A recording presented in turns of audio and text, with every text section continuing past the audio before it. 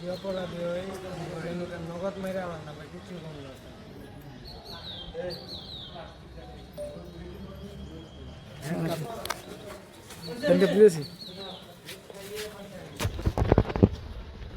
গতকাল ২৬ মার্চ জামালপুর সদর থানায় কেন্দুয়া কালীবাড়ি পূর্ব কুটামণি শাকিনে ছেলে চুরি করেছে এই সন্দেহে তার বাবাকে আটক করে তাকে মারপিট করেছে এরকম সংবাদ পেয়ে সেখানে গেলে তাকে অপমানপদস্থ করে সে বাড়িতে এসে আত্মহত্যা করেছে এরকম সংবাদ প্রাপ্তির পর সাথে সাথে জামালপুর সদর থানা পুলিশ ঘটনাস্থলে হাজির হয়ে লাশ উদ্ধার করে শ্রোতা রিপোর্ট প্রস্তুত করে এবং ময়নাতদন্তের জন্য জামালপুর সদর হাসপাতালে প্রেরণ করে।